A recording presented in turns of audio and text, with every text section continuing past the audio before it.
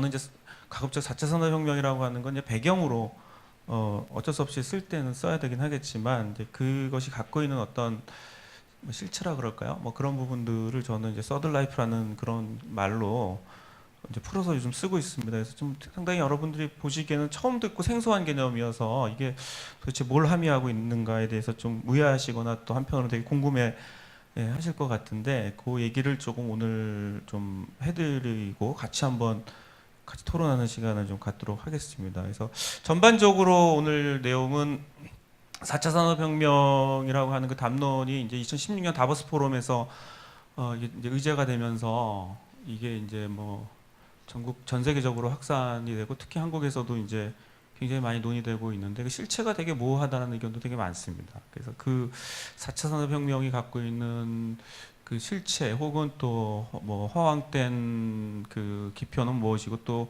그 단지 그 허황된 기표만이 아니라 만약에 그 내용이 있다고 한다면 이제 뭘 지시하고 있는지에 대해서 한번 고민을 해봤으면 하는 생각이고요. 그다음에 그런 거를 이제 논의하는 과정에서 제가 오늘 말씀드리고자 하는 것은 서들라이프라고 하는 그 말을 나오게 되는 이제 그 계기가 4차 산업혁명이 갖고 있는 좀 문제, 담론으로서 4차 산업혁명이 갖고 있는 문제점들을 이렇게 논의하는 과정에서 제가 이제 일종의 이제 뭐 고안해낸 그 개념인데요. 그것이 왜 4차 산업혁명이라고 하는 담론 대신에 대체되어야 하는가에 대한 얘기를 좀 드릴 거고요. 근데 실제로 4차 산업혁명이 그 이렇게 지시하고 있는 설명, 현상적으로 지시하고 있는 내용들이라고 하는 게 지금 막 벌어진 것도 있고 또 앞으로 좀 더 급속하게 바뀔 것도 있긴 하지만 어쨌든 글쎄요, 뭐 10년 전, 뭐 적어도 5년 전에 비교했을 때는 상당히 급속도로 기술 혁신이 이루어지기 때문에 그런 것들이 함의하는 것들이 분명히 있을 거라고 생각이 들고 이제 그런 부분들이 실제 개인의 일상의 삶을 어떻게 바꾸고 있고 바뀌게 해줄 것인가에 대한 얘기를 하다 보면 결과적으로 우리가 그 예술이라고 하는 것이 갖고 있는 이 특이한 그 위치가 저는 그 말씀드렸던 그런 기술 혁신에 따른 일반의 개인의 현상들이 기업의 것 혹은 자본의 것 혹은 거대한 플랫폼의 것이 아니라 적어도 나의 것 혹은 여러분들이 같이 함께 같은 고민을 하고 있는 같은 취향을 갖고 있는 사람들의 것이 되기 위해서는 어떻게 해야 되는가 뭐 이런 내용들을 이제 같이 함께 고민하는 그런 자리인 것 같습니다. 그래서 뭐 제가 뭐 그 과학자도 아니고 뭐 공학자도 아니고 또 아티스트는 더더군다나 아닙니다. 그냥 뭐 이렇게 문화 이론을 공부하는 이론가이자 뭐 좀 이렇게 예술 정책에 좀 관심이 많은 사람으로서 드리는 것이어서 뭐 아주 기술적인 깊이나 이런 것들을 좀 설명드리기는 어렵다 하더라도 전반적으로 그런 문제 의식을 가지고 논의를 좀 해볼까 생각합니다.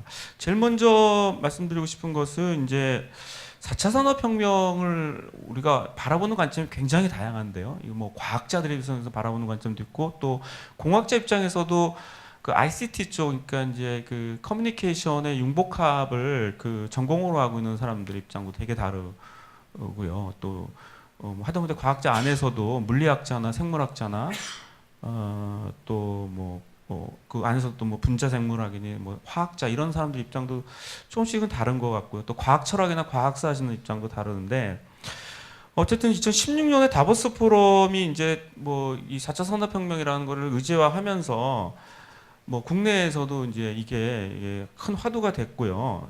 이제 그 2017년 9월에 이 이제 새로 대통령으로 당선된 문재인 대통령이 4차 산업혁명위원회를 또 발족시켜서 뭔가 새로운 걸 좀 대비해야 된다라고 이렇게 논의가 좀 되고 있는 중입니다. 근데 그 4차 산업혁명에 대해서 이제 굉장히 많은 기대와 우려의식을 갖고 있는데 특히 이제 우려의식을 갖고 있는 사람들이 인문학자나 사회학자만이 아니라 기술과 과학 내부에서도 굉장히 좀 우려를 하고 있어요. 그 중에 이제 대표적으로 2017년 8월 22일 날 한국과학기술할리먼이라고 하는 기관이 있는데 여기서 토론회에서 서울대 홍성옥 선생님은 대표적인 과학사하고 과학 철학이나 과학사, 과학 사회학 이런 것 쪽에 이제 권위자이신데요. 이 홍성욱 선생이 이제 이 4차 산업은 정치적 유행어일 뿐이다라고 이렇게 얘기했습니다. 예. 그러니까 4차 산업이라고 하는 것은 사실은 정치적인 것과 거리가 멀고 이른바 이제 과학기술의 진보나 발전 이런 거를 지지하는 개념으로 우리가 생각하는데 이걸 아주 정치적 유행어라고 아주 일축을 해버렸어요. 예. 그 맥락에는 이제 두 가지가 있는 것 같습니다. 여러분들 이제 과학과 공학이라고 하는 것이 같은 맥락으로 갈 수 있긴 하지만 이게 사실은 그 안에서도 굉장히 많은 이제 차이와 갈등을 갖고 있습니다. 과학자 입장에서 보면 예술로 보자면 순수 예술가라고 보여지고요. 공학자는 응용 예술가라고 보여질 수 있습니다. 그래서 예를 들면 바이올린 연주하는 사람이 뭐 일렉기타 치는 사람에 대한 편견이 뭐 있거나 아니면 좀 그거는 순수한 예술이 아니다 뭐 이런 얘기를 사실 너무 상업적이다 이렇게 얘기하는 것처럼 이렇게 과학자가 갖고 있는 오소독스한 그런 과학에 대한 자기 입장들이 있는데 그런 관점에서 보게 되면 이게 너무 지나치게 이제 공학 중심적이고 또 공학 중심 중에서도 특히 이제 ICT라고 하는 특히 정보통신 분야의 어떤 새로운 혁신을 요구해서 예를 들면 모바일과 이제 SNS 서비스라든지 또 컴퓨터와 컴퓨터가 이제 인간의 개입 없이 자동으로 굴러가게 만드는 대표적인 게 이제 사람이 운전하지 않는 무인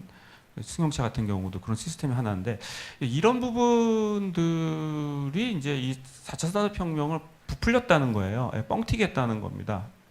그래서 실제로는 이게 무슨 뭐 4차 산업혁명에까지 이게 4차 산업혁명이라고 하면 3차 산업혁명을 대체하는 거라고 볼 수 있는데 시기적으로 봐도 3차 산업혁명이 일어난 지 얼마 되지도 않았는데 실제로 많은 공학자, 과학자들이 묵묵하게 자기 연구실에서 일을 하고 있는 건 분명한 사실이지만 그거를 담론화시키고 정치화시키고 권력화시키는 그런 식의 담론들은 실제로는 이 4차 산업혁명이 갖고 있는 기술 환경의 변화에 대한 총체적 분석이나 내재적 분석이 없이 진행되고 있다라고 하는 것들을 우리가 매우 우려하지 않을 수밖에 없습니다. 실제로 이제 다보스 포럼의 창립자였었던 클라우드 슈밥이라는 사람이 이제 4차 산업혁명을 아젠다로 제시를 했던 사람인데 이 사람이 세 가지 관점에서 이게 3차 산업혁명과 근본적으로 다르다라고 얘기를 했어요.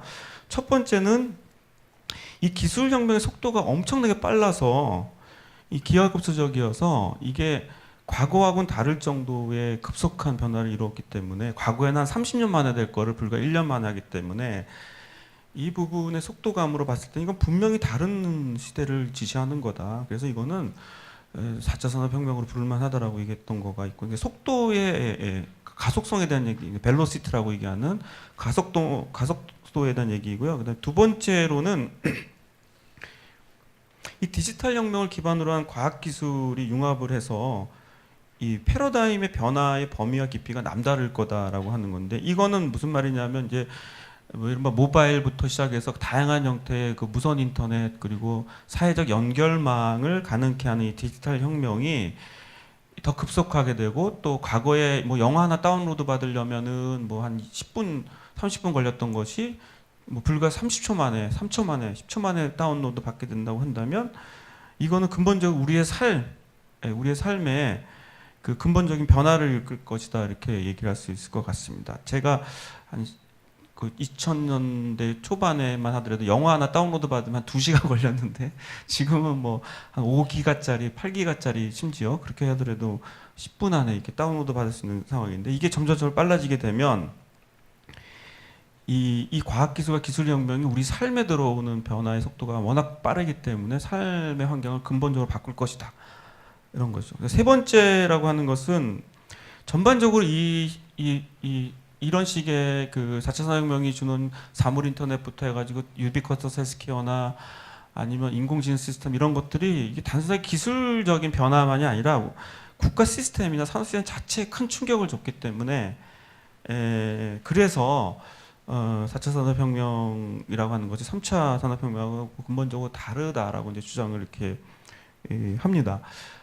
물론 이제 그 중에서 뭐 맞는 말도 있고 뭐 틀린 말도 있긴 하겠지만 어쨌든 이런 상황에 대한 이 변화의 속도 이런 것들이 4차 산업혁명을 부를 거냐 말 거냐 하는 것은 사실은 그거는 이제 사실 과학기술의 어떤 객관적인 어떤 근거가 있어서 증명이 될 수 있는 것이 아니고 그것이 이제 4차 산업혁명이라고 이름을 부른 건 이미 그거는 사회적 담론으로 뭐 심지어는 정치적 담론으로까지 얘기될 수 있는 것이기 때문에 누구나 다 그렇게 정의할 수 있고 누구나 다 그렇게 정의하지 않을 수도 있습니다. 다만 이런 식의 정의 같은 경우들이 이제 증명할 수 있는 것이라기보다는 이제 사회적으로 객관적으로 타당한 거냐 이런 것들을 논의를 해야 되는데 뭐 개인적으로 저는 뭐 그걸 4차 산업혁명이라고 부를 만한 정도까지인가라는 의심을 좀 갖고 있고요.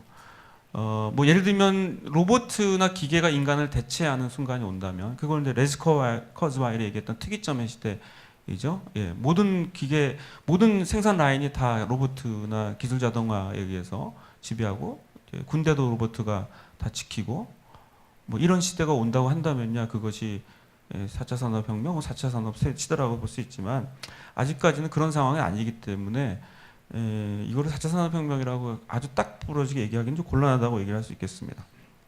자, 근데 저는 사실은 이 얘기를 뭐 4차 산업이냐 아니냐 이게 타당하냐 이 논쟁은 사실은 이제 뭐 전문가들이 해야 될 문제인데 저같이 문화이론 하는 사람 입장에서는 뭐가 더 관심이 있냐면 이 담론이라고 하는 것이 누구를 위한 것인가라고 이렇게 생각해 보면 뭐 한국의 4차 산업혁명에 대해서 굉장히 주장하는 많은 책을 읽어보고 또 칼럼도 읽어보고 또 뭐 주장하는 것도 읽어보게 되면 국가 담론도 그렇고 뭐 학자의 담론도 그렇고 대체로 4차 산업혁명을 옹호하는 사람의 입장들은 대부분 다 기술 결정론 아니면 경제 결정론에 빠져 있다 그렇게 저는 생각하고 있습니다. 그 기술 결정론이라고 하는 것은 이런 기술적 혁신이 뭐 우리 삶의 어떤 결과이자 목적으로 생각을 하거나 이런 우리의 삶이 바뀌기 위해서는 또 우리의 생활이 근본적으로 점핑업 되기 위해서는 기술에 의존하지 않고서는 혹은 기술 혁신에 의존하지 않고서는 절대로 불가능하다라고 주장하는 게 대체로 기술 결정론 얘기된다고 했겠죠. 모든 것은 이런 기술 혁신이 결정한다라고 하는 그 주장에는 개인의 삶이라든지 또 사회 체제라든지 이런 것들의 변화의 근본 원인은 이제 기술적 혁신에 있다라고 보는 건데 물론 그렇게 영향을 주는 거는 있지만 이것이 모든 것이 다 기술이 결정한다라고 볼 수 있는가 그런 얘기를 할 수 있습니다. 제가 왜 마지막에 예술을 얘기를 하냐면 결국은 모든 것이 기술이 결정하는 것이 아닌 하나의 사례로 저는 예술을 들고 싶다 혹은 문화를 들고 싶다 그런 차원에서 말씀드리는 거라고 볼 수 있겠습니다. 그 다음에 다른 한편으로는 경제결정론에 빠져있는 경우가 되게 많은데요. 경제결정론은 뭐냐면 결국 4차 산업혁명이 결국 한국의 중요한 것은 한국의 경제 시스템 또 경제적 부를 창출하는 데 있어서 우리가 선점해야 될 것이냐 말 것인가가 굉장히 중요한 기준이 이렇게 된다라는 것이죠. 그래서 뭐라 그럴까요? 이게 이제 많은 사람들이 여기 제가 지금 다음 페이지에 보시면 뭐 굉장히 많은 이제 그 사례를 들었는데요. 뭐 예를 들자면은 로봇 시장 같은 경우를 보면 2009년에 67억 달러 우리나라 돈으로 치면 대략 한 7조 원 정도 되는데요. 뭐 이렇게 했던 이 로봇 시장이 연평균 20% 이상 성장을 해서 2014년에는 167억 달러 거의 한 17조 원, 18조 원 정도, 거의 20조 원 가까이 증가하고 또 운전자 없는 차, 그러니까 자율주행차죠. 이런 차가 2020년부터 상용화되고 2025년에는 45조 원 규모의 시장을 형성할 거다.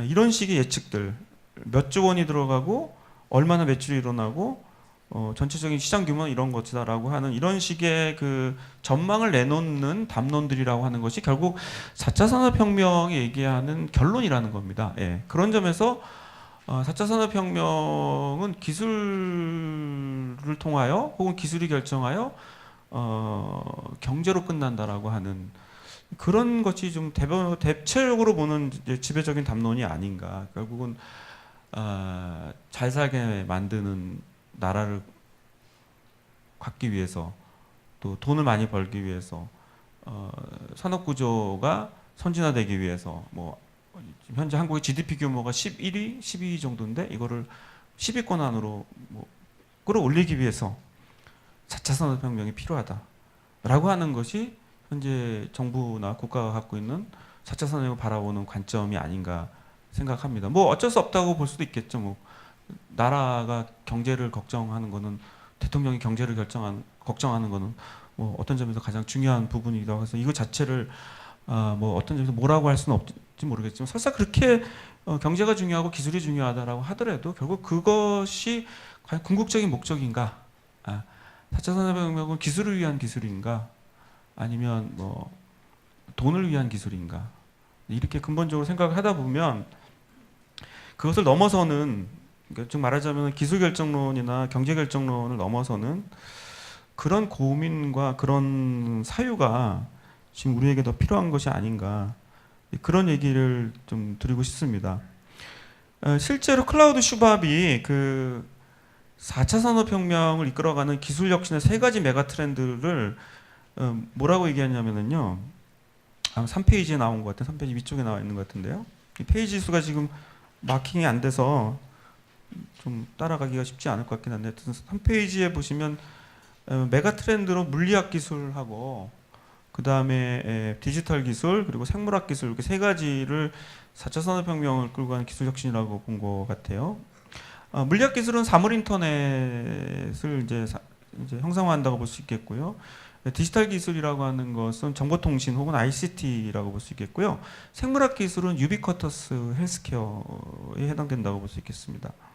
근데 이 세 가지 트렌드의 공통적인 특징은 인간의 배제다라고 이렇게 얘기를 했어요. 맞는 말인 것 같아요. 대체로 다 인간이 중간에 개입하지 않습니다. 물리학 기술에서 무인 운송 수단 같은 경우, 첨단 로봇 공학, 블록체인 같은 경우들, 그리고 생물학 기술에서 얘기하는 바이오 프린팅, 이런 것들은 대체로 다 인간, 그러니까 실제 인간을 배제하거나 인간의 개입을 차단하는 것인 것이죠.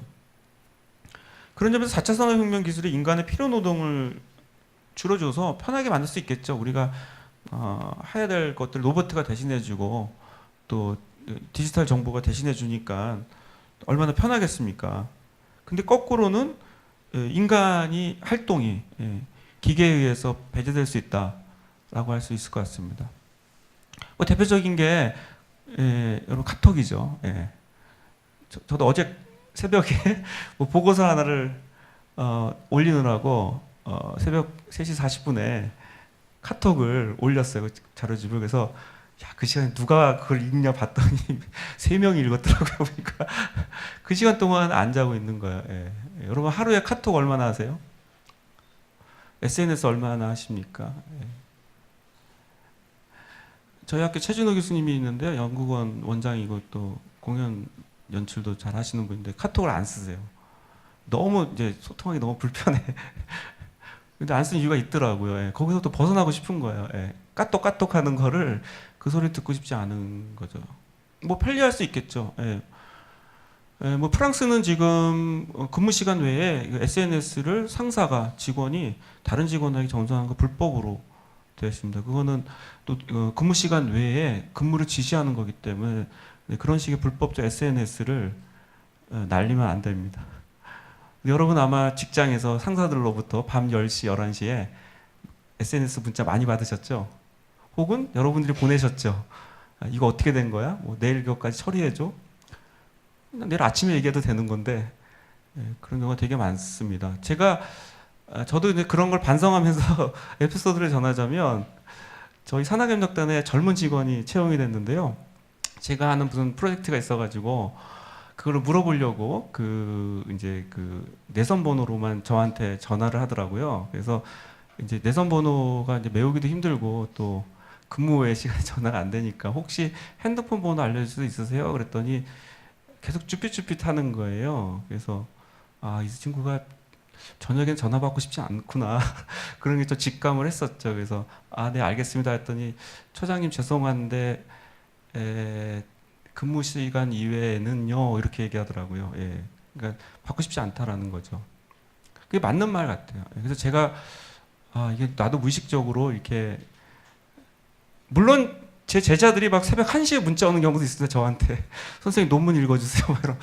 근데 그거에 대해서 적절하게 방어하지도 못했지만, 제가 그 학교의 직원들이나 조교한테 이렇게 너무나 당연하고 무의식적으로 문자 메시지 보내면서 굳이 그냥 내일 아침에도 될 일을 그렇게 이렇게 뭐 강박증에 시달려가지고 한 것 같은데, 에, 저만 하더라도 뭐 카톡하고 구글의 페이스북, 뭐 구글 이런 거 거의 노예가 된 것 같아. 중독이 된 것 같고 확인이 안 되면 굉장히 불안하고 또 나 없을 때 누가 나를 씹는 거 아닌가 뭐 이런 생각도 들고 페이북 같은 경우 원래 안 했었거든요. 안 했다가 이제 이렇게 공적인 일을 하다 보니까 뭘 홍보를 해야 되니까 하게 되는데 그거 하다 보면 어깨가 너무 아프고 뭐 눈도 빠질 지경이고 거의 내 일의 노동의 상당 부분이 이 SNS에 이제 관여하고 있는데 그런 내가 과연 행복할까? 그리고 여기 보시면 뭐 기계가 나를 대신해 주나? 아닌 것 같아요. 기계가 아무리 발전해도 또 내가 할 일은 있는 것 같고 또 내가 해야 될 일이 오히려 더 늘어날 수도 있는 것 같고 그런 점에서 인간의 배제라고 하는 것들이 좋은 점으로 얘기하자면은 인간을 편리하게 만들고 인간을 좀 쉬게 만들고 행복하게 만들고 여가 시간 늘리게 만드는 것일 수도 있겠지만 한편으로는 오히려 이제 기계와 뭐 인공지능에 매여 있어서 정말 단 1분, 단 1시간에 자기 여유도 갖지 못하는 시대가 오는 거 아닌가 이런 생각도 한편에 들고 또 거꾸로 생각해 보자면 아니 기계와 로봇이 다 해주면 그러면 그 많은 사람들은 어떻게 일을 하지? 우리가 아주 상식적으로 얘기하는 그래서 결과적으로는 그런 식의 단순 처리를 할 수 있는 사람들은 대부분 다 이제 비정규직 노동자들이고 이른바 프리카리아트라고 하는 임시직 노동자이고 또 단순한 일을 처리하는 노동자인데요. 뭐 주차 관리 시스템은 이미 다 전산화되어 있는 상황이고요. 근데 그러다 보면은 그 노동의 기회, 노동의 시간조차 잃게 되는 사람들은 그럼 뭘 먹고 살지? 어떻게 살지? 뭐 이런 또 우리가 고민을 하지 않을 수밖에 없습니다. 그래서 인간의 배제라고 하는 클라우드 슈밥의 얘기의 기초는 인간에 대한 뭐 애정이나 인간에 대한 어떤 그 뭐 하다못해 치근함 이런 것에서 비롯된 게 아니라 그만큼 경제적으로 절약할 수 있다. 그만큼 사람을 굳이 안 써도 된다라고 하는 일종의 좀 그 뭐라 그럴까요? 그 비인간적인 그런 관점일 수도 있겠다라는 생각을 갖게 됩니다. 그래서 저는 이제 인문학자이고 또 문화를 전공한 사람의 입장에서 기술 결정과 경제 결정이 아닌 우리 삶을 행복하게 해주는 4차 산업혁명은 없을까? 많은 사람들이 없다고 얘기하더라고요. 예. 그래도 저는 한번 찾아보자. 그래가지고 서드라이프라는 말을 이렇게 만들게 됐습니다. 자, 그러면 이제 본격적으로 서드라이프가 뭐냐 이 얘기를 좀 드리고 싶은데요. 이 서드라이프라는 개념을 떠오르기 시작한 거는 아주 우연이었습니다. 제가 서울시의 그 도시재생에 좀 관여를 좀 하고 있는데 그래서 혹시 여러분 아실지 모르겠지만 창동상계에 그 서울 아레나라고 하는 2만석 규모의 그 대형 공연장이 들어서요. 그 대형 공연장이 그냥 아무것도 없는 창동 불모지에 생기다 보니까 음악 자원들을 먼저 물론 이것도 사실 인공적이긴 하지만 음악의 자원들을 먼저 좀 더 활성화시키고 난 다음에 그런 대형 공연장에 들어서야겠다는 판단하에 이제 제가 시장님을 설득을 해서 장르 음악인들, 비주류 음악인들이 먼저 그곳에 한 5, 6년간, 6, 7년간 정착할 수 있도록 기반 시설을 만들었으면 좋겠다라는 제안을 했고 그래서 플랫폼 창동 60일이라고 하는 그 공연장이 들어섰습니다. 거기는 뭐 공연장만 있는 게 아니고 복합적인 문화 공간인데 그 컨테이너 60만 개로 만들어졌고요.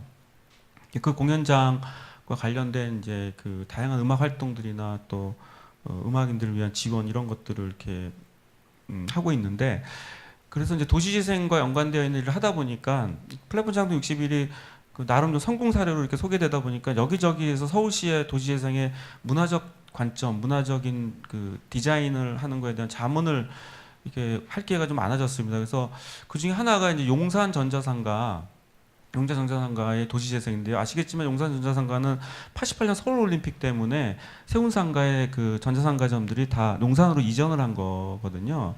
그래서 그때 이제 굉장히 많은 이제 그 전자상가의 주인들이 다 용산으로 이전을 하게 되고 세운상가는 그러면서 이제 갈수록 위축되게 됐다가 오세훈 시장이 그걸 아예 없애버리려고 하다가 박원희 시장이 다시 그걸 재생하는 그런 식으로 다시 극적으로 다시 세운상가 자체 건물이 생존하게 됐는데 용산도 지금 88년에 지어지고 나서 지금 한 30년 가까이 진행되면서 굉장히 낙후되어 있습니다. 그리고 실제로 이제 거기 보시면 아시겠지만 컴퓨터부터 해서 각종 전기차 제품을 많이 팔고 있긴 하지만 그 점차적으로 이제 인터넷 쇼핑몰이 늘어나게 되면서 거기를 안 가게 돼요. 그리고 대부분 다 거기 용산전자상가도 직접 와서 구매한 사람들도 상대하지만 상당 부분은 다 이렇게 인터넷으로 주문한 것들을 납품하거나 배달하는 쪽으로 가게 됩니다. 그러다 보니까 사람이 없어져요. 예, 전자상가 규모는 있는데 사람은 과거보다 훨씬 줄어들었습니다. 그리고 건물도 굉장히 낙후하고 그러면서 용산전자상가의 그 도시재생의 관점에서 이제 여러 가지 제안을 하다가 제가 차라리 그냥 그 용산전자상가를 건물로 보지 말고 하나의 면적, 존으로 봐서 거기에 뭐 기술, 뭐 테크노, 뭐 메이커스부터 해가지고 그런 거를 정말 좋아하는 이 오타쿠들, 매니아들이 그냥 거기서 성지처럼 살게끔 일종의 좀 뭐라 그러나 디지털 아일랜드라고 할까요? 뭐 그런 식으로 거기가 이렇게 건물에서 뭘 구입하는 것보다 그런 아이들이 그냥 이렇게 본거지 삼아서 이렇게 마치 그 아키하바라 가시면 뭐 별별 오타쿠들 많거든요. 보면 거기는 그 걸그룹들도 전자상가에 많이 옵니다. 왜 그러냐면 거기는 소녀시대 같은 걸그룹들이 이렇게 완성품들이 별로 없어요. 거기는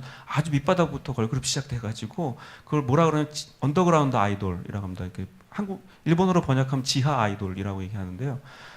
그런 아이들이 막 그 쇼케이스 막 상점 이런 데서 막 그냥 막 아무런 저기 그 형편없는 조건 하에서 막 춤을 춥니다. 그럼 그거를 좋아하는 일본의 오타쿠들이 기술 오타쿠들이 많아요. 그리고 AKB48 같은 그 여성 걸그룹들이 총 120명이거든요. 120명이 6개조로 나눠가지고 매년마다 쇼를 합니다.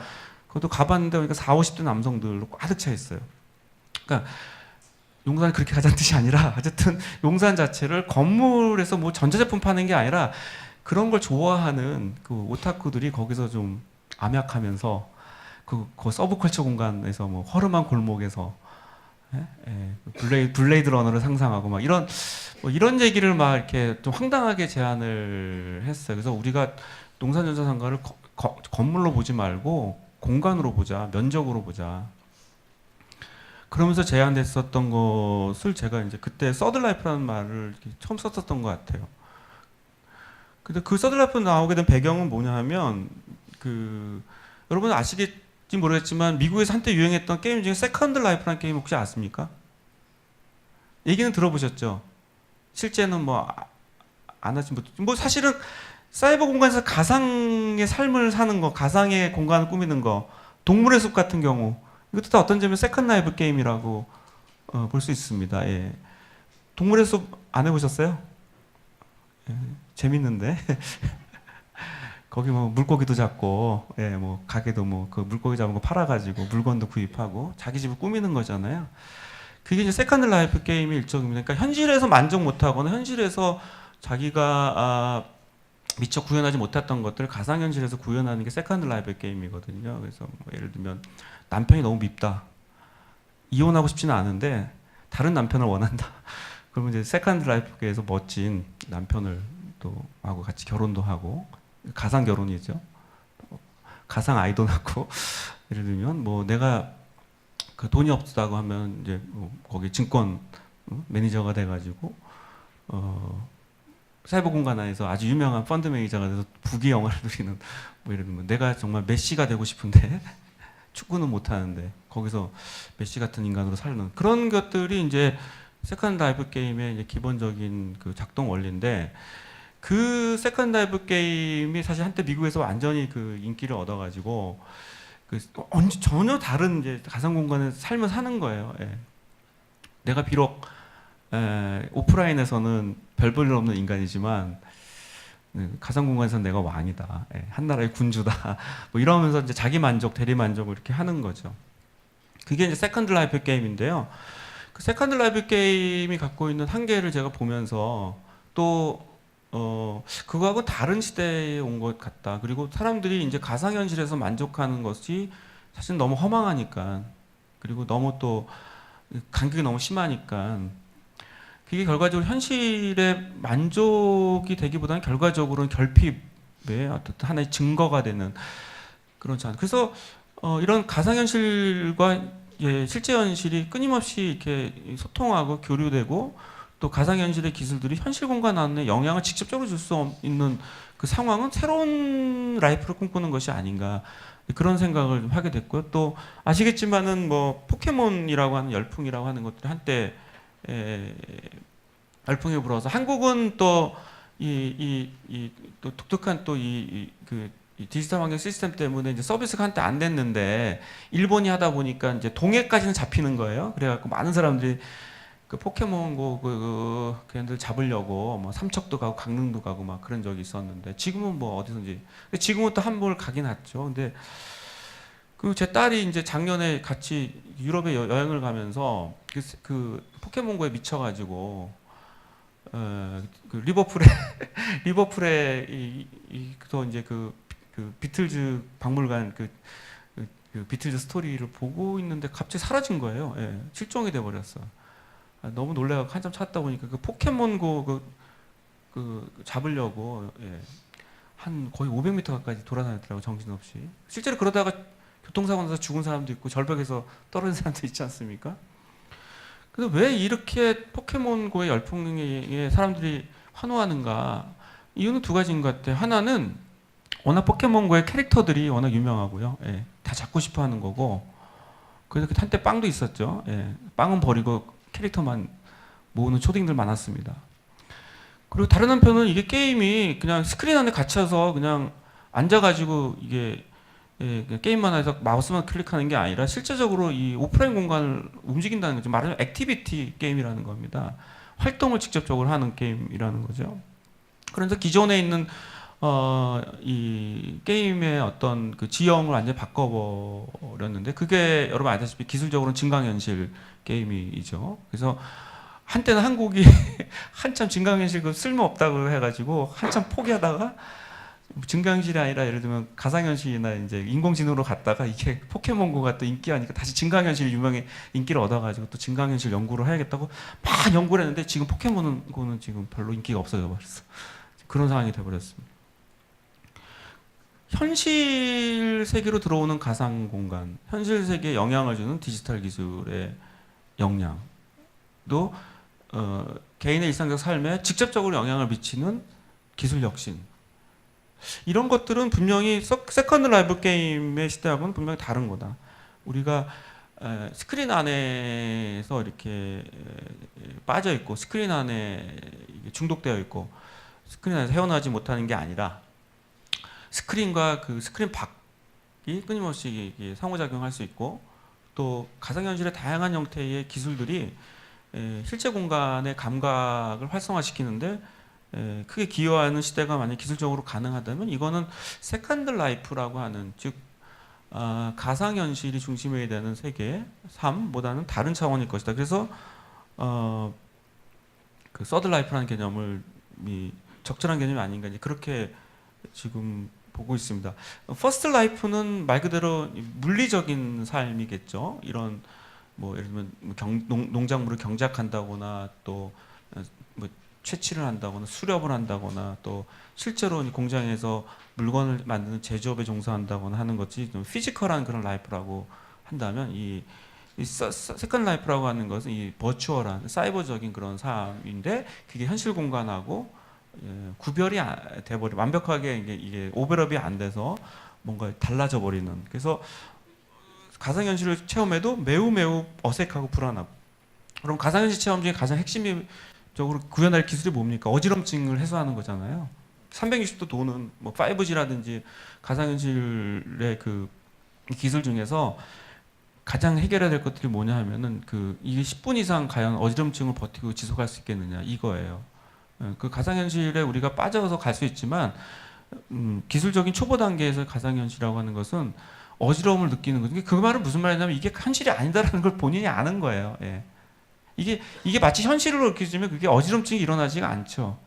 근데 명확하게 이것은 현실이 아니라 내가 지금 가상의 어느 공간에서 뭔가를 체험하고 있다라고 생각하기 때문에 이 뇌가 그거 반응하기 때문에 이게 어지럼증이 발생하는 겁니다. 그래서 사실은 가상현실 뭐 영화나 게임이나 뭐 미디어 아트를 이렇게 체험하고 이제 이 안경을 쓰고 고글을 쓰고 이제 해도 이게 10분 이상 버티기 어려운 것은 이제 기술적으로 완벽하게 구현이 안 되기 때문인 거죠. 그런 식의 시대, 이거는 이제 현실 공간, 실제 현실과 가상 현실이라고 하는 것들이 이게 완전히 이렇게 오버랩되지 않고 뭔가 분리되어 있는 것이 이제 세컨 라이프라고 한다면, 이 서드 라이프라고 하는 것은 말씀드렸던 대로 이 가상 현실이 현실 공간 안으로 다시 들어오는, 그래서 제3의 현실이 되거나 제3의 실제 현실이 구현이 되는 그런 것들을 이제 서드 라이프라고 이렇게 얘기할 수 있겠습니다. 뭐라 그럴까요? 그러니까 논리적으로 생각하면은 어쨌든 서드 라이프라는 개념은 실제 현실과 가상 현실의 융복합, 융합 혹은 오버랩, 교차, 그러면서 오히려 더 실제 현실을 더 풍부하게 만들어서 그 실제 현실 살고 있는 개인의 감각을 활성화시켜주는 것, 오감이 열리고 그런 거죠. 예. 예를 들면은 내가 지금 감각의 경험이 3이라고 한다면 이 서드라이프 시대에는 이 느끼는 감각의 수치가 10까지 올라가는, 근데 이것이 피지컬한 삶에서는 이걸 뭘로 해결했습니까? 예, 대마초가 해결했잖아요. 그리고 마약이 해결했었죠. 예, 예술가들이 환상의 경험을 체험하기 위해서 가상현실 구글 끄고 체험하는 거 아니잖아요. 예, 간단한 약물로 해결할 수 있었죠. 예, 근데 그것이 아니라 실제 현실이 모든 대중들에게 새로운 감각을 열리게 하는, 예, 그런 것들이 가능해진다고 한다면, 예, 그것은 어떤 점에서 서드라이프 시대로 진입한 것이 아닌가, 이제 그런 얘기란 차원에서 이제 논리적으로 가상현실이 실제 현실에 더 실제 현실이 갖고 있는 생생함을 증폭시키는 역할을 해주는 거, 이걸 서드라이프라고 저는 이제 정의하고 싶고요. 이것이 바로 이제 들레즈라는 철학가가 얘기하는 이 내재성, 잠재성의 그 욕망을 얘기하는 겁니다. 실제로 많은 과학기술 이론가들이 들레즈의 철학을 많이 애용한 이유가, 이 들레즈가 갖고 있는 핵심은 사실 들레즈 철학으로 다시 바뀌어서 좀 당혹스럽긴 하지만 들레즈가 얘기하는 핵심은 뭐냐면 인간의 잠재성이에요. 그거를 영어로 표현할 때 버추얼리티입니다. 버추얼리티라고 하는 게 여러분 생각하는 건 다 가상성으로 번역하는데요. 실제로 버추얼리티의 실제 개념은 들레즈가 얘기하는 건 잠재성입니다. 역량이에요. 그러니까 3위의 감각을 10으로 끌어들이는 인간의 내재적으로 고유한 역량, 이것이 바로 들레즈가 얘기한 내재성이고요. 그거를 이제 강도, 강렬도 이런 말로 표현을 했고, 그 이론적 기초는 스피노자와 칸트에서 비롯된 것입니다. 그래서 예를 들면 칸트가 얘기하는 판단력 비판이라든지 취미 판단의 비판, 이런 것들이 취향과 관련된 것이고요. 또 스피노자가 얘기하는 인간의 영능, 이런 것들이 인간의 고유한, 신으로부터 분리되어 있는 인간의 고유한 삶의 잠재력 능력을 얘기를 하는 겁니다. 그런 잠재성, 내재성의 원리가 가능하던 시대. 근데 그것이 옛날처럼 마약을 먹거나 예를 들면 환각제를 통해서 그 상황을 열리는 게 아니라 기술이 그거를 가능케 해주는 그런 것들이 바로 서드라이프 시대인 거고, 인간의 오감과 감각이 확 열리는, 기술의 힘에 의해서 열리는 그 상황, 그런 것들이 바로 서드라이프라고 규정을 하고 싶고요. 그런 것들이 결과적으로는 개인의 라이프 스타일, 개인의 일상의 삶에 더 주목하고 싶다라는 개념을 서드라이프라는 개념으로 제가 표현하고 싶었던 겁니다. 그래서 서드라이프라는 개념은 이런 논리적인 얘기만이 아니라 실제로 아까 얘기했던 기술결정론과 경제결정론을 극복하는 하나의 제3의 논리로서, 그러니까 변증법적 논리가 되겠죠. 제3의 논리로서 이 서드라이프라는 개념을 쓰고자 하는 것이고요. 그래서 결과적으로는 실제 세계와 가상 세계, 기술과 경제, 그리고 온라인과 오프라인, 그리고 개인의 행복과 불행이라고 하는 이런 대립적인 어떤 그 영역들을 하나로 이렇게 변증법적으로 승화한다거나 아니면 이것을 하나 합치는, 통합하는 그런 개념으로서 서드라이프가 중요하다. 그래서 단순하게 기술적인 문제가 아니라 이 서드라이프는 내가 어떻게 살아야 되는가, 우리의 삶의 미래는 무엇인가. 노동이 편리해지던 시대이면서 동시에 노동이 으로부터 완전히 배제되는 이 양극단, 내 삶을 어떻게 살 것인가. 그렇다고 우리가 노동 없는 사회로 갈 것인가. 인간은 활동해야 되고 생산을 해야 되기 때문에 노동 없는 인간은 존재할 수가 없겠죠. 근데 노동의 과도한 체계로부터 벗어나야 되는 이 역설적인 상황이라는 것들.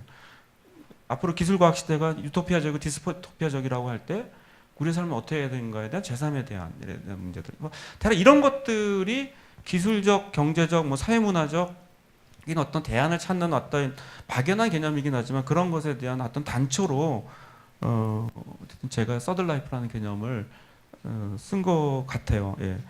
그래서 사람들이 이제 이게 뭐냐, 또 사실은 말장난 아니냐, 아까 4차 산업혁명 담론 얘기한 것처럼 이 허황된 기표 아니냐, 이제 이렇게 얘기할 수 있는데 어쨌든 굉장히 어떤 막연하긴 하지만 뭔가 추구하고자 하는 가치 같은 거를 담는 개념이라고 보여지고요. 그래서 최근에 이제 그 과학기술 연구를 하는 우리 그 후배들하고 같이 이 서들라이프 연구 모임을 지금 하고 있습니다. 그래서 한 4번 정도의 원래 발표회를 통해서 지난 8월까지 저희가 저는 이제 개념과 이론 그리고 이제 다른 한 분은 또 이 메이커스 문화와 서들라이프 문제, 또 게임과 서들라이프, 그 다음에 디지털 영화와 서들라이프의 문제, 미디어 아트와 서들라이프 이런 것들을 이제 총 8편의 그 논문이 지금 나올 예정이고요. 그 중에 2편의 원고가 문화과학 다음호에 실리게 되고요. 이 글도 이제 제 문화과학 실리 원고 중에 하나입니다. 그리고 내년은 상반기쯤에 아마 서들라이프란 무엇인가 그런 주제로 이제 단행본을 좀 준비할 생각을 갖고 있습니다. 서들라이프의 기술문화 환경으로 이제 넘어가겠는데요. 사실 그 서들라이프가 기술을 극복한다, 예를 들면 산업 논리를 극복한다고 하지만 그 자체를 배제하는 건 아닙니다. 예. 예를 들면 서들라이프가 기술을 완전히 배제하는 러다이트주의라고 하는, 예를 들면 TV도 싫고 핸드폰도 싫고 다 싫다. 그래서 아무것도 기계적 디바이스를 다 거부하고 자연 속에 살겠다라고 하는 러다이트주의적인 걸 지향하는 건 아닙니다. 기술적 환경을 거부하기보다는 기술적 환경을 이렇게 타고 넘어가는, 그것을 그 자체로 목적으로 보지 않는 그런 것이지, 이게 기술적 혁신이나 기술적 환경 자체를 거부하는 건 아니라는 점에서 서들라이프가 갖고 있는 기술 문화 환경이 어떤 것인가라고 하는 것을 좀 고민해 볼 필요가 있을 것 같습니다. 그래서 제가 한 4가지 정도 이렇게 얘기를 했는데요. 첫 번째는 이제 이게 이제 하이퍼 커넥티드 소사이티가 된다, 초연결 사회가 된다라는 점이 이제 중요하게 될 것 같고요. 이미 요즘 한창 KT가 선전하고 있는 5G를 경험하는 시대로 가고 있는데요. 이 5G는 어쨌든 공간의 공감각적인 것들의 영역이 넓혀지는 것이죠. 360도 우리가 다 볼 수 있는 그런 통신 환경이 이루어진다라는 것이고, 그리고 또 특히 이제 그 시스템의 정보통신 처리 속도가 엄청나게 빨라지는 시대가 돼서 이제 우리가 어디에 있던, 어느 곳에 있던, 언제 있던 그것이 바로바로 즉각 연결될 수 있는 그런 상황이라는 것들, 이런 것들이 이제 서들라이프의 기술문화 환경의 중요한 환경이라고 볼 수 있고요. 그다음에 두 번째 말씀드리고 싶은 것은 이제 보통 우리가 4차 산업혁명 얘기할 때 가장 많이 얘기하는 이 피지컬 인터넷, 이 사물 인터넷이라고 볼 수 있겠습니다. 사물 인터넷에 대해서 이제 막연하게 이렇게 생각하시는 분이 계시는데요. 이 사물 인터넷이라고 하는 것은 보통 이제 인터넷 하면 사람과 정보가 연결되는데, 이 사물 인터넷은 사람이 빠지고 사물과 사물이 연결되는 그 시대를 얘기하는 겁니다. 인터넷망을 통해서 스스로 정보의 빅데이터가 가능해지면 이게 가능해지죠. 굉장히 많은 데이터가 이렇게 축적되어 있으면 그 데이터가 스스로 판단해서 사람의 판단 없이 자동적으로 처리하게끔 만드는 것이 바로 이제 이 사물 인터넷이라고 볼 수 있겠습니다. 예를 들면은 사람의 주머니 속에 갖고 다니고 있는 스마트폰부터 해서 신체에 착용하는 안경과 기계, 가정 및 사무실에 존재하는 각종 사물들, 자동차, 나아가서는 거리에 존재하는 사물들 모두가 이 사물 인터넷에 포함될 수 있어서 인간의 결정과 판단, 행동에 거치지 않고 스스로 작동하게끔 만드는 그 중에 하나도 뭐 대표적인 것들이 뭐 아까 말씀드린 무인 차량도 될 수 있겠고요. 그다음에 또 한편으로는 또 이 요즘 이제 뭐 택배나 배송이 굉장히 많이 일상화되고 있는데요. 이것도 이제 그 페덱스 같은 그 회사는 최근에 이제 센스웨어 같은 경우들 달아가지고 이걸 달게 되면 이제 모두 다 데이터화돼서 이 물건, 그러니까 여러분들이 만약에 뭐 유럽에서 어느 뭐 예를 들면 고 가구 뭐 찻잔 하나를 배송을 받았다 주문했다 하면 그 찻잔이 지금 어디에 위치해 어디까지 배송되고 있는지 어느 위치에 있는지 이 센스에 의해서 달게 해준다라는 거죠. 그래서 뭐 인간이 굳이 찾지 않아도 스스로 다 그 위치가 확인될 수 있는 것들, 이런 시대가 이제 사물 인터넷 시대라고 볼 수 있고요. 결과적으로는 이것이 뭐 아까 말씀드렸던 대로 인간의 부재 혹은 인간 없는 과정, 뭐 알트세로가 한때 그 이데올로기 얘기하면서 주체 없는 과정이라는 얘기를 했는데, 인간 없는 과정이라고 하는 것들이 이 주체 없는 과정이라는 것들이 기술적으로 가능해지는 상황이 돼버린 거죠. 그다음 세 번째 말씀드리고 싶은 것은 이제 개인 일상의 스마트화인데요. 이거 대표적인 게 유비쿼터스 헬스케어라고 볼 수 있겠습니다. 유비쿼터스 헬스케어는 아마 굉장히 많은 발전을 예상하는데요.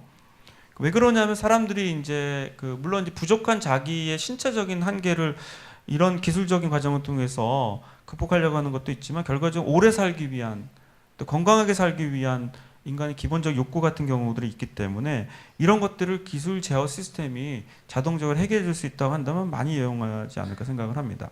뭐 가령 이제 이 디지털 헬스케어 기업 중에 대표적인 기업인데 위딩스라는 기업이 있는데요. 이 기업은 와이파이를 내장한 스마트 체중계를 통해서 사용자의 체지방의 양이라든지 근육량 같은 경우도 자동적으로 저장해서 이 스마트폰 웹을 통해서 얘기해 주는 거죠. 그래서 여러분들이 매일 아침 일어날 때마다 스마트폰 통해서 당신의 체지방은 이렇습니다, 저렇습니다, 이렇게 얘기를 하는 거죠. 또 한편으로는 여러분들의 그 심리적 상태나 신경망 같은 경우들을 이제 이 디지털 기술이 잘 체크해가지고 여러분 아침에 일어날 때 가장 여러분이 듣고 싶어하는 음악을 스스로 결정해서 해준다거나, 기분이 우울할 때 알아서 스마트폰이 이른바 선곡의 리스트를 계열을 확 바꿔가지고 오늘 아까 보니까 굉장히 그 장엄한 클래식 음악이 틀어주는데 뭐 그런 음악을 틀어주게 한다거나 하는 식의 그 인간의 몸의 어떤 그 건강과 또 이 몸의 감각의 어떤 활성화를 위해서 이 기술 자동 제어 시스템들이 작동한다는, 이건 내장할 수도 있고요. 또 아니면 하나의 데이터로 이렇게 객관화될 수도 있는 상황입니다. 뭐 스마트홈 시스템 같은 거 알다시피 우리 집에 고양이 한 마리가 키워져 있는데 그 고양이가 있을 때 나 없을 때 너무 걱정이 돼가지고 다 CCTV로 연결해주면 좀 그럴 필요 없이 고양이의 모든 정보를 다 빅데이터 시켜가지고 뭐 고양이가 필요할 때 물을 준다거나 필요할 때 밥을 준다거나 또 걔가 외로우면은 애니메이션 틀어준다거나 뭐 하는 뭐 이런 식의 내가 집에 없어도 집이 내 스스로 이렇게 통제가 가능한 그런 것들이 이제 이런 유비쿼터스 헬스케어 산업이 되겠습니다. 자, 이런 것들의 기술적 환경이라고 하는 것들이 마지막으로 또 하나는 이제 정보 커뮤니케이션스의 가상현실화인데요. 알다시피 지금 구글이 지금 페이스북 같은 경우가 이제 그 VR 업체의 대표적인 오큘러스를 인수했어요. 이거 왜 그러냐면 페이스북 자체를 가상현실로 이렇게 구현시키려고 하는 그런 것들을 서비스하기 위해서 지금 이제 계속 지금 개발 중에 있는 걸로 알고 있는데요. 이렇게 SNS 시스템이 이제 단순하게 문자를 보내거나 영상을 이렇게 업로드하고 다운로드하는 그런 방식에서 실제적으로 이제 그런 이 VR을 통해서 그 메신저를 전송할 때 그 사람의 이미지가 뭐 홀로그램으로 나타난다거나 하는 그런 식의 서비스가 가능해지게 되면서 이게 SNS, 그러니까 이게 소셜 네트워크 서비스라고 하는 이 시스템 자체가 사람의 연결의 기능적 목적을 넘어서 이 감성적 만족으로까지 가게 되는. 사실 저는 페이스북을 이용할 때 페이스북이 원래 사실 그 트위터랑 비교해 보면 트위터는 굉장히 소셜적이었고 이 페이스북은 굉장히 퍼스널적이었었잖아요. 자기 개인사 같은 걸 좀 넣고 뭐 오늘 생일날 케이크를 이런 걸 먹었다라든지 뭐 그런 거를 주로 이제 페이스북에서 많이 하고 트위터는 조금 이제 진지한 뭐 자기가 하고 싶은 고민들 이런 것들을 이제 했는데 요즘은 거꾸로 이제 트위터가 이제 약간 좀 맛이 가면서 페이스북이 그 역할을 대신하고 그 페이스북이 원래 갖고 있는 퍼스널한 인스타그램으로 또 옮겨간 것 같아요. 그러니까 그만큼 이제 급속하게 바뀌게 되는데 페이스북 같은 경우만 하더라도 앞으로 이제 이 SNS 서비스가 됐을 때는 단순하게 그냥 이렇게 내가 오늘 이렇게 이런 토론회를 한다라고 이제 예경지원센터가 페이스북에서 홍보하는 그런 게 주된 목적이 아니라 이제 나의 감성적 만족을 위한 하나의 놀이의 대상으로 콘텐츠의 대상으로 이렇게 가게 되는 거예요. 그 대표적인 게 바로 VR을 활용해서 이제 페이스북을 다시 개편하겠다는 이유도 사실 놀이로서의 페이스북이라고 하는 감각적 즐거움으로서의 페이스북이나 이런 것들이 있는 거예요. 사실 아직까지는 페이스북이 뭐 서로의 메시지를 주고받거나 나의 정보를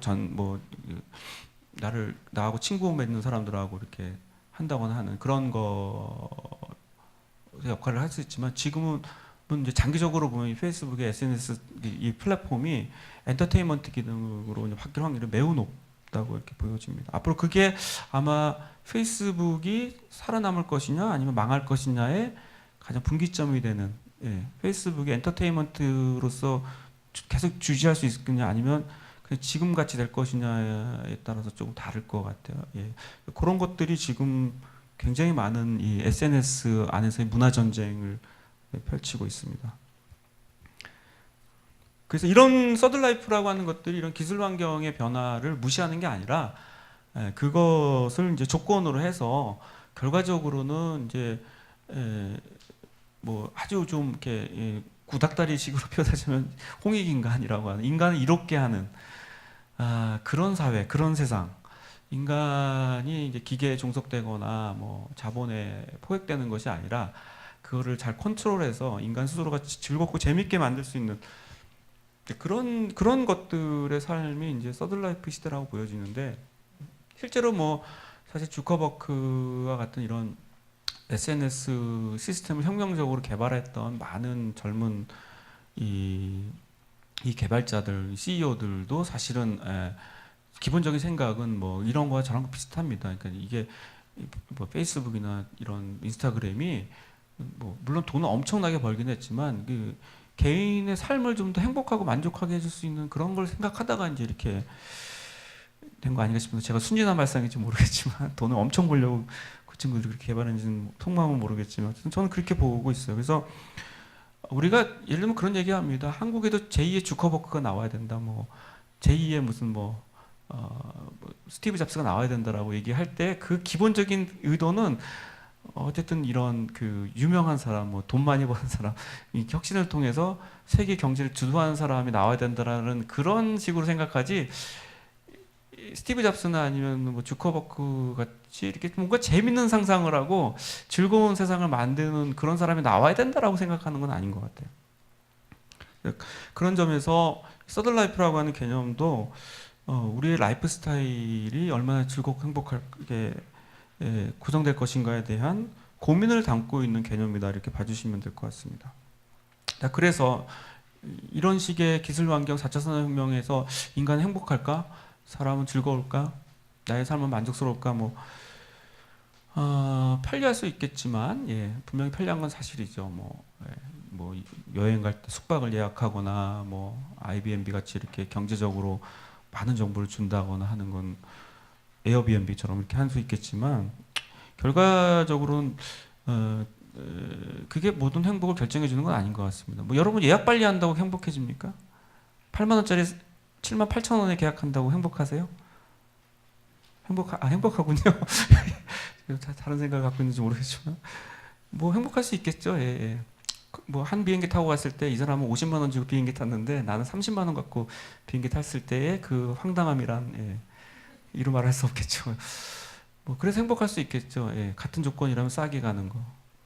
뭐 그거는 저는 뭐 행복의 필요 조건이라고 보고요. 충분 조건은 내가 어떻게 그걸 통해서 좀 만족스럽게 사느냐 그거 같아요. 최근에 뭐 이런 식의 대규모 지진이 나고 막 그 테러가 나면서 온갖 전 세계 모든 뭐 에어비앤비부터 해서 숙박이 다, 특히 지금 지진 같은 걸 통해서도 마찬가지고요.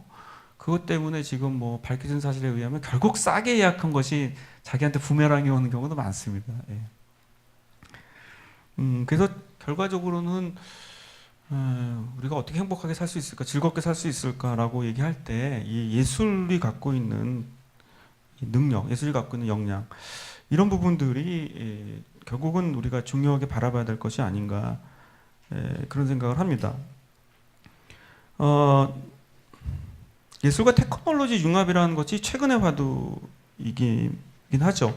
뭐 말하자면 근대 예술이라고 하는 게 기본적으로 하버마스에 의하면은 근대라고 하는 것은 그 인문하고 사회하고 과학, 그러니까 인문과학, 사회과학, 자연과학 이 세 가지가 체계적으로 분리된 시대라고 하지 않습니까? 옛날에는 그것이 하나가 됐다가 근대의 오성의 어떤 그 발견과 이 오성의 중요성을 생각하게 되면서 그 사람이 갖고 있는 전문적인 역량의 구체화라는 과정을 통해서 이선적인 합리성에 의해서 세계가 사회가 지배되는 과정이다 보니까 모든 세계가 세 개로 쪼개지는 거 아닙니까?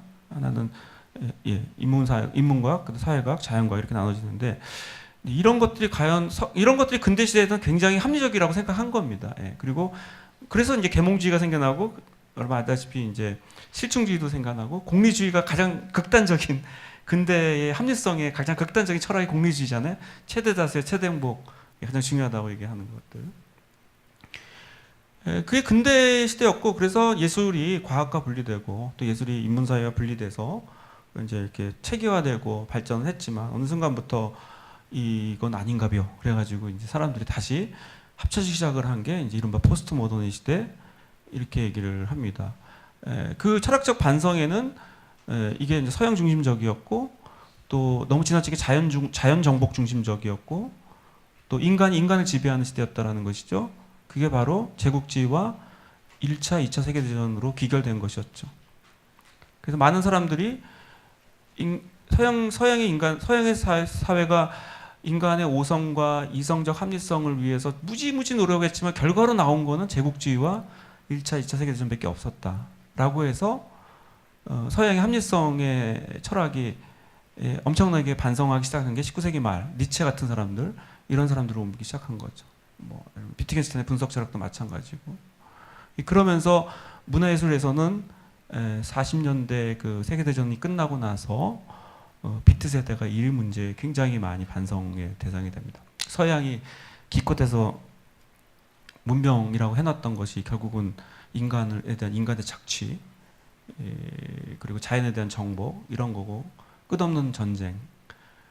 그래서 다시 동양으로 가자라고 해서 이제 그 당시 비트 세대들이 가장 대안으로 삼았던 것이 바로 인도의 힌두이즘이나 아니면 불교의 젠 부디즘, 선불교였죠. 그래서 그 당시 빛 제너레이션들이 다시 동양의 그 고유한 철학 사상을 우리의 치유의 대상으로 삼자라고 해가지고 했던 것이 바로 이제 그 비트 제너레이션과 히피 세대들의 어떤 도래라고 보여집니다. 그 후에 이제 뭐 상황주의자들, 뭐 플럭서스 운동, 뭐 이런 걸 통해서 근대가 갖고 있는 예술의 이 경계, 그다음에 구분, 구별짓기 이런 것들로 넘어서려고 하는 노력들이 많이 생기면서 이른바 이제 탈장르화, 뭐 탈경계 이런 것들이 막 생겨나게 되고 이제 급기야는 이제 예술과 기술의 과학과 문화의 융합 뭐 이런 것들이 생겨나게 되었습니다. 근데 사실은요, 그 아시다시피 그 예술이라고 하는 개념은 기술이라는 개념과 한 몸이었습니다. 아트라고 하는 그 말도 여러분 알다시피 이 예술이라는 말도 쓸 수 있지만 뭐 미술로도 쓰지만 이 아트란 자체가 기술이라는 말로도 씁니다. 뭐 에릭 프롬의 사랑의 기술이 그 The Art of Love 아닙니까? 그때 그 기술이라고 하는 건 그 남성을 꼬시는 여성의 기술 이런 연애의 기술 뭐 이런 것도 담을 수 있을지 모르겠지만 어쨌든 기술이라고 하는 것들은 예술, 아트에서 시작된 것이고요. 거꾸로 얘기하면 테크네라고 하는 것도 이 아르스라고 하는 고대어 아르스와 같은 것이었어요. 테크네 자체가 이 테크놀로지에 기반한 어원이지만 그 안에 이제 이 감성적인, 감각적인 그런 의미의 아르스적 개념을 갖고 있습니다. 예. 그래서 아트의 관점에서 봐도 그렇고 테크네의 관점에서 그렇고 원래부터 예술과 기술은 하나였다, 같은 게 아니었다라는 걸 보여주고, 뭐 그 대표적인 그 아티스트가 아리스토텔레스 같은 사람 아닙니까? 그 사람은 다 했죠. 뭐 과학기술부터 해서 뭐 예술까지 전방위적으로 갔는데, 자, 그런 예술과 기술은 원래 하나였다라고 하는 그런 것이 제1의 예술이라고 한다면, 그것은 근대에 오면서 분리되어야 된다라고 하는 것이 제2의 예술이라고 합니다. 볼 수 있습니다. 근데 제3의 예술은 뭐냐면은 그게 원래 하나가 아니라 하나의 개별적인 존재, 개별적인 대상으로 있는데 그것이 서로 융합하는, 그러니까 자웅동체라고 해야 되나요? 뭐 정확한 표현인지는 모르겠지만 어쨌든 서로 다른 개별적인 영역들이 하나로 합쳐지는 것. 이거는 원래 예술과 기술은 하나였다라고 하는 거하고는 분명히 다른 개념입니다. 그래서 그거를 저는 제3의 예술이라고 얘기할 수 있고요. 그거는 근대적인 예술의 어떤 개념과 그 역사를 거치면서 진화한 개념이라고 볼 수 있겠습니다. 자, 그래서 이 제3의 예술, 아까 제 서드라이프 개념하고도 연동될 수 있는데요. 이 제3의 예술의 미학적 특징이 몇 가지로 개념을 설명할 수 있습니다. 첫 번째는 예술의 혼종화이고요. 알다시피 이게 서로 이렇게 융합되거나 서로 섞여가는 과정이라고, 보통 우리가 얘기하는 퓨전이라고 하는 것들인데요. 이 퓨전이라고 하는 거는 그냥 양식과 양식의 통합이라고 한다면, 이 하이브리드라고 하는 것은 이게 이렇게 섞이는 겁니다. 이게 이 물과 뭐 기름이 잘 안 섞인다고 하지 않습니까? 그런 것이 아니라 서로 잘 이렇게 섞여서 어쨌든 하나의 덩어리가 되는 거라고 볼 수 있는 거죠. 그런 점에서는 이게 하이브리다이제이션, 이게 혼종화라고 하는 것은 그냥 음악과 무용 이런 것이 하나 합친 것이 아니라 음악과 무용이 합쳐진 어떤 하나의 예술의 새로운 형태를 얘기한다고 볼 수 있겠죠. 그래서 그런 것들을 뭐 트랜스 예술 뭐 이런 걸로도 얘기를 하기도 합니다. 두 번째 말씀드리고 싶은 것은 이제 예술의 디지털화인데, 이 예술의 디지털화가 왜 중요하냐면 이 예술의 디지털화가 생기면서 비로소 작가로부터 완전한 종속이로부터 자유로워지게 됐다는 겁니다. 옛날 같으면은 필사본, 예를 들면 이런 경우 뭐 복사가 안 됐을 때, 인쇄가 없었을 때는 그 작가가 그 내용의 주체이기도 하면서 인스크립션, 그러니까 막 스크립트 쓰는 것의 주체이기도 합니다. 즉 말하자면 그 내용과 물질, 형식과 내용의 완전한 주인이 됐었다고 볼 수 있죠. 근데 그거를 작가는 그냥 글만 쓰면 되고요. 근대에 오면은 인쇄는 출판사가 하면 됩니다.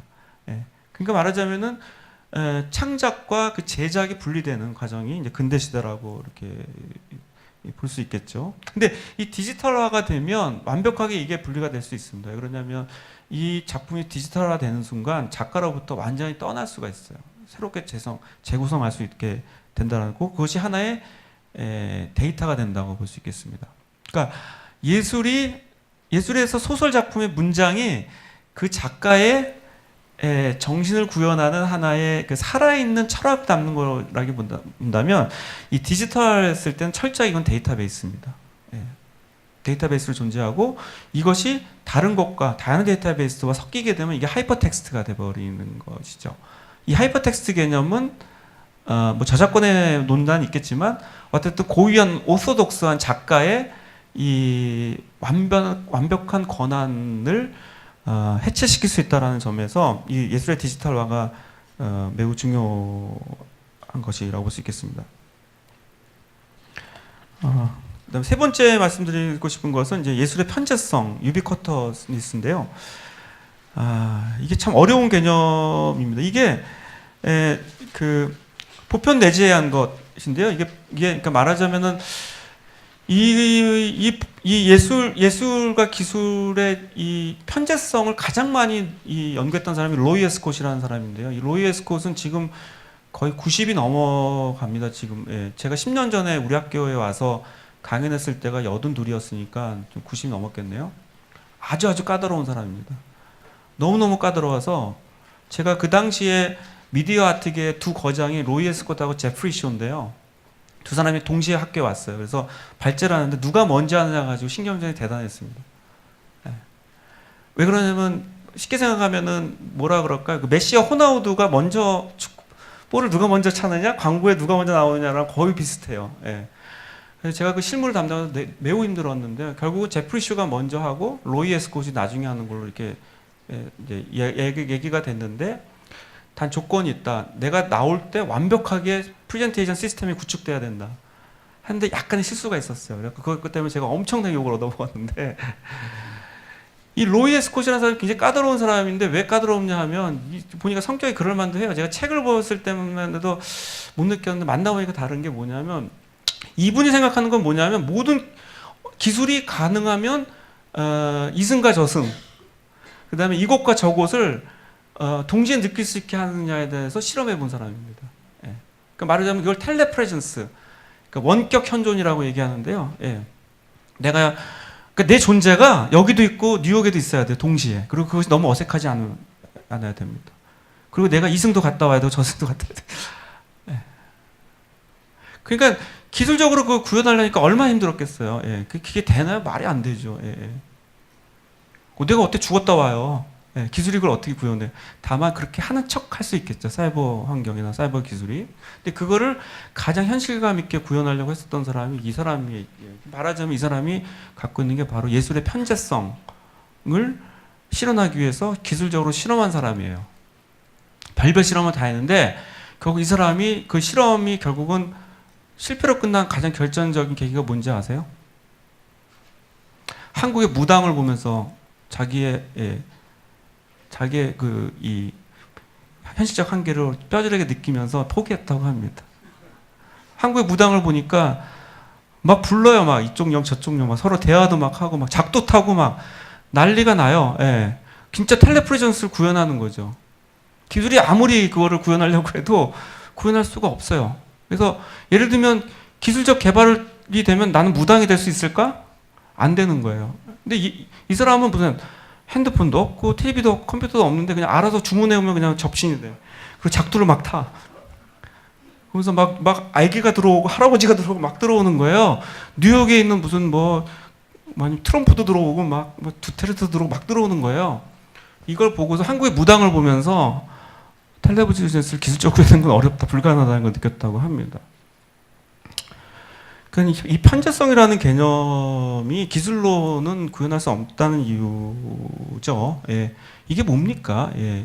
예술의 감성, 예술의 상상력, 예술의 감수성, 찰나의 이 감각 이런 거죠. 제가 이제 이 얘기를 하니까 좀 말씀드릴게요. 여기서 사례도 나왔지만 제가 2008년인가 언제쯤에 김덕수 교수님이 이제 사물놀이 창시자이고 우리나라 그 연희의 대부죠. 그래서 김덕수 선생님 연주가 되게 감동적이에요. 예. 그리고 그 김덕수 선생님은 눈이 되게 매섭습니다. 그러니까 아마 예술가가 아니었으면 제가 확실히 단언하건대 100% 무당됐을 사람이에요. 아티스트 중에서 가장 무당에 가까운 사람이 지디입니다. 지디 한번 눈 보세요. 예. 지드래곤은 제가 봤을 때는 무속인에 가까운 아티스트인데 눈이 매섭습니다. 저희 학교 학생 중에서도 무속인이 있어요. 예술학과 안에 그런 이 무속 이론을 배우는 이론이 있기 때문에 그래서 너무 눈이 매서워가지고 물어봤더니 경기 도단꽃 이수자라고 그러더라고요. 예.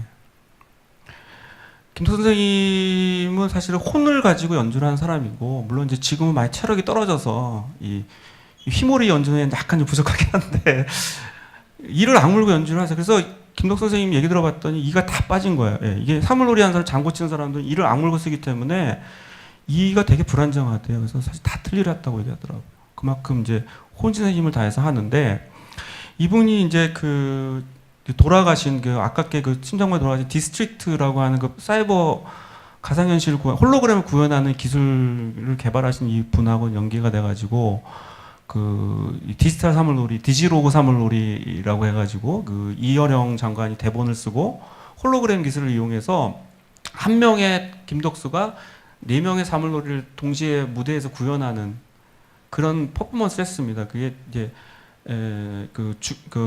디지로그 사물놀이 죽은 나무에 꽃이 피다라고 하는 공연이 대략 한 7, 8년 전, 10년 전에 했었는데요. 그게 이제 화제가 돼갖고 저도 이제 공연을 봤는데 신기하긴 하더라고요. 사람 이렇게 영상이 중간에 홀로그램 맺히니까 신기하기도 하고 했는데 뭐 신기한 건 딱 한 30초? 그 다음에 이게 가짜라는 건 너무 잘 아는 거예요. 왜 그러냐면 너무 뻔하니까 구별이 너무 쉬워요. 예. 홀로그램이라 하더라도 저게 가짜인 걸 너무 잘 아는 거예요. 신기는 했습니다. 신기는 하고 새롭긴 했는데 제가 김덕 선생님 그 장구 솔로 연주에 느꼈던 그 감동, 그 감흥은 도저히 느낄 수가 없어요. 그게 방해가 돼요, 오히려. 그래서 본인이 장구를 치면서 홀로그램으로 북을 치는 김덕수, 꽹과리를 치는 김덕수, 징을 치는 김덕수 한 명씩 나타나요. 그래서 혼자 연주하지만 이제 마치 그 4명의 김덕수가 모여가지고 연주하는 것처럼 해서 이제 그걸 가지고 사물놀이 그 안진반을 하셨는데 처음부터 끝까지 아무런 몰입도 안 되고 아무런 감동도 없었어요. 네. 이걸 왜 하지? 아까 말씀드렸던 이 예술이라고 하는 것들이 아까 그 말씀드렸던 이 예술의 편재성, 이 찰나의 이 감각. 예술가가 정말 까다롭고 미워도 제 딸도 지금 그 예술을 전공하고 있는데 굉장히 예민해요. 예, 그래서 정말 짜증나 죽겠는데 그 연주할 때 느끼는 내가 할 수 없는 그 찰나의 감동. 이런 거는 정말 누구도 기술도 복제할 수 없는 것이고 경제도 이걸 대신할 수 없습니다. 그게 그래서 예술가가 중요한 것 같아요. 정말 까다로운 무용수. 말을 소통이 안 돼요. 예. 저는 A를 얘기하는데 이분은 B로 받아들여요.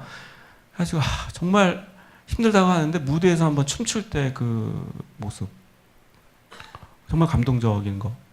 이것이야말로 그 예술이 갖고 있는 특이성이고 이게 기술과 경제가 대신할 수 없는 것이며 이것이야말로 정말 기술이 그렇게 구현하려고 했었던 편재성의 본질이 아닌가 이렇게 생각을 합니다. 그래서 예술과 테크놀로지의 만남에 대한 새로운 현상들이 최근에 이제 굉장히 많아졌는데요.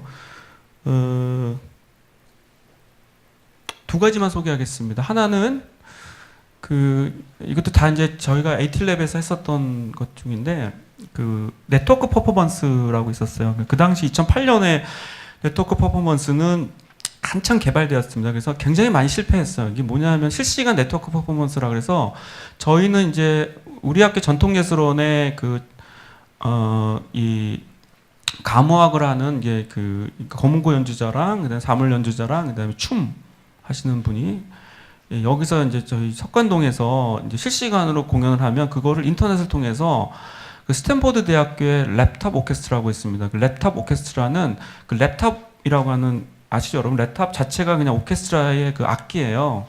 그래서 40명 정도 되는 다 공학자들이죠. 공학자들이 각자 자기 랩탑에서 디지털 신호와 디지털 사운드를 계속 내면서 이제 연주를 하는 겁니다. 그러니까 굉장히 앰비언트적이고 이게 음성책 이런 거 하나도 없습니다. 화성책 이런 건 없고 그냥 노이즈예요. 노이즈를 어쨌든 그거를 중간에 모듈레이터가 이제 지휘자죠. 그래서 그걸 이제 믹싱해가지고 이제 한 음으로 이렇게 송출하는 건데 이제 최초에 저희가 연주를 보내면은요, 연주를 실시간으로 보내면 그걸 듣고 한 20명 되는 랩탑 오케스트라 멤버들이 자기가 생각하는 대로 이거를 다 이렇게 코딩화 시킵니다. 아날로그적 사운드를 다 코딩화 시켜가지고 그걸 신호로 송출을 해요. 그럼 그거를 한 오케스트라 지휘자라고 하는 중국계 사람인데 황 교수가 이걸 다 이렇게 모듈레이팅 해가지고 저희한테 다시 보내요. 보내는 걸 가지고 저희 사물놀이 하는 연주자들은 즉흥으로 연주를 하는 건데 그걸 영감을 받아가지고 그래서 그걸 네트워크 퍼포먼스를 했었어요. 그러니까 이제 순서는 저희가 먼저 보내고 그쪽에서 오고 이렇게 이제 인터랙션이 되는 거죠. 근데 그 연주에 시간차가 있습니다. 예, 아무리 근데 되게 웃긴 거는요. 사운드하고 그러니까 소리하고 영상은 시간차가 나잖아요. 영상은 사실 늦게 들어오는데 소리가 먼저 들어오는 거예요. 이걸 딜레이라고 합니다. 예. 이 딜레이를 개인적인 얘기지만 이 딜레이를 가장 잘 맞춰서 노래 부르는 사람이 인순이에요. 인순이는 T자형 런웨이에서 30m 떨어지게 되면 스피커하고 딜레이가 생기거든요. 그걸 맞춰서 노래를 부를 정도로 굉장히 잘하더라고요. 그 딜레이가 사실은 굉장히 중요한 매력입니다. 그 딜레이가 바로 이 잠재성의 공간이거든요. 그걸 통해서 이제 즉흥 연주가 이루어지는데 어쨌든 그 연주의 저희 제목은 천지인입니다. 천지인. 그러니까 하늘과 땅과 사람이고 가장 동양적이고 가장 한국적인 그런 연주 퍼포먼스 연주 주제였고요. 그쪽은 이제 가장 서양적이고 가장 기술적인 베이스에 있었고 그거를 이제 실험적으로 했어요. 그래서 이제 직접 저희 그 영상원 학생들이 영상 장비를 들고 그 실시간으로 영상을 찍어서 보내왔고요. 또 사전 미팅도 여러 차례 갖고 해서 그때 처음으로 1시간짜리 공연, 아니 40분짜리 공연이었는데 최초로 이렇게 그 당시만 하더라도 이게 좀 뭐 요즘 라이브 캐스트가 너무 당연한 시대이긴 하지만 그때만 하더라도 거의 다 끊겼거든요. 그래서 한 번도 안 끊기고 그대로 다 재현됐던 최초의 공연이었다고 얘기를 합니다. 예, 그때는 끊기는 게 너무 걱정됐기 때문에 그런 네트워크 퍼포먼스를 하면서 느꼈던 점은 이게 예를 들면 랩탑이라고 하는 오케스트라와 가장 자연스러운 악기, 예를 들면 사물놀이가 사실 뭡니까 이게 4대 계절을 얘기하는 것이고 또 뭐 바람과 비와 구름과 이런 걸 다 상징적으로 표현하는 악기잖아요. 그것이 만난다는 것 자체가 매우 이제 그 의미가 있었던 거로 기억이 되고요. 다른 하나는 이제 그 요즘 많이 얘기하는 미디어 파사주라고 하는 그 대형 건물에 미디어 아트를 이렇게 쏘아 올리는 그런 부분인데요. 그것이 갖고 있는 기술적 구현이나 아니면 뭐 영상 미학적인 특이함 같은 경우들은 매우 의미가 있죠. 예, 근데 한편으로는 이제 그런 것들을 하게 되면 굉장히 많은 돈이 필요한데 그게 이제 밤이 돼야만 가능하잖아요. 밤에 이제 뭐 대형 건물에도 써야 되고 또 뭐 덕수궁에도 쏘고 뭐 광화문 세종당 이순신 뭐 세종당 상에서 쏘고 막 이렇게 되고 아니면 홀로그램 공중에도 쏘기도 하는데 많은 사람이 그런 얘기를 합니다. 이제 그렇게 예술과 기술의 융합의 다양한 이제 아트, 미디어 아트들 또 실천 사례들이 있는데 좋다 이거야. 예, 다 좋은데 그래서 어떻게 하겠다는 거예요. 과연 감동이 있냐? 그럼 감동이라는 게 도대체 뭐지? 그러면 감동이라는 게 여러 가지가 있을 수 있겠고 또 그것만이 감동이 아니고 또 다른 감동이 있고 또 다르게 생각하는 또 감동이 있을 텐데 근데 많은 사람이 생각하기에는 미디어 아트 뭐 기술적인 어떤 놀라움 다 좋은데 내가 애초에 아까 얘기했던 김덕수 선생의 솔로 연주를 봤을 때 아니면 그 백난진의 비디오 아트를 봤을 때 뭐 제프리 슈가야 그 생태계를 생각하면서 그 자전거 연주하는 그런 장면을 봤을 때 느꼈던 미학적 감동, 미학적인 어떤 쾌감 이런 거는 아니지 않냐. 예. 그 미디어 아트나 예술기술 융합의 혁신적 사례들이 반드시 그것이 혁신적이라고 해서 예술적 감동을 주지는 않는다라고 하는 이런 문제를 이제는 그 굉장히 많은 실험적 사례가 와 있기 때문에 좀 이제는 좀 성찰해야 될 때가 아닌가 생각합니다. 이제 마지막 얘기인데요. 이제 서드 라이프라는 이제 개념을 제가 계속 밀고 있습니다. 예. 그래서 좀 다시 말씀드리자면 저는 서드 라이프라고 하는 것이 결과적으로는 이제 러다이트로 가지도 않고 또 그렇다고 너무 기술 중심적으로 가지 않는 제3의 삶이라고 보고요. 또 너무 지나치게 작가 중심적인 본격 예술도 아니면서 또 상업적인 대중 예술도 아닌 것. 기술적이기도 하면서 감성적인 것. 피지컬하면서도 사이버적인 것. 뭐 이런 것들에 대한 변증법적인 뭐 대안이라고 그럴까요? 변증법적인 솔루션이라고 그럴까요? 그리고 결국 이렇게 해서 4차 산업혁명을 통해서 누가 이롭지? 삼성? 아니면 무슨 뭐 SK? 아니면 구글? 아주 구글도 나쁜 놈들이죠. 보면 그게 아니라 우리 개인 유저들, 개인의 자유로운 연합들이 이루어올 수 있는 그런 삶을 한번 꿈꿔보는 거 그런 것들이 서들라이프의 개념에 담겨져 있습니다.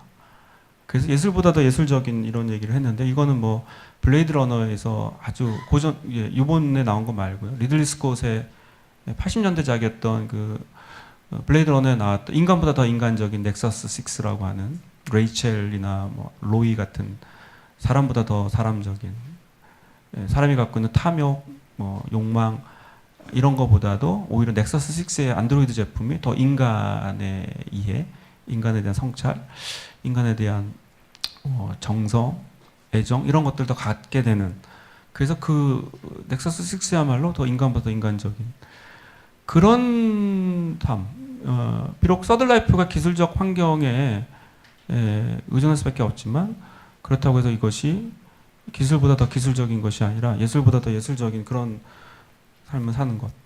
이 말은 결과적으로 제가 말씀드린 것은 예술적 상상력도 중요하지만 그 예술적 상상력이 그냥 개인 작가의 전유물, 개인 작가의 완벽한 이 독립되고 폐쇄적인 세계가 아니라 모든 사람들 이롭게 하고 모든 대중들이 그것으로 만족하고 행복할 수 있는 이런 식의 상상, 이런 것들이 저는 이제 이 마지막 내용에 좀 담겨져 있습니다. 그래서 굉장히 막연하게 너무 낭만적으로 얘기를 한 건지 모르겠지만 그런 예술보다 더 예술적인 서드 라이프, 개인의 라이프 스타일이 이 예술과 되게 친연하면서도 또 그렇다고 해서 기술을 완전히 포기하지 않거나 거부하지도 않는 그런 것들에 대한 고민이 앞으로 좀 필요한 것 같고요. 그래서 이제 예술의 세계라고 하는 것들이 4차 산업혁명과 만났을 때 단 한 번도 예술이 주도한 적이 없습니다. 예술이 주도한다는 게 뭐 큰 의미가 있는지 모르겠지만 어쨌든 예술의 상상력과 예술의 잠재성이 중심이 돼서 뭔가 융합할 수 있는 사례를 만드는 거 이런 것들이 매우 중요할 것 같고 그런 부분에 대한 이게 단순한 어떤 그 창작물만이 아니라 뭐 이런 것들을 결정하는 정책이라든지 담론, 어떤 사회적인 어떤 이해 이런 것들로 좀 확산됐으면 하는 생각으로 제 강의를 마치도록 하겠습니다. 감사합니다.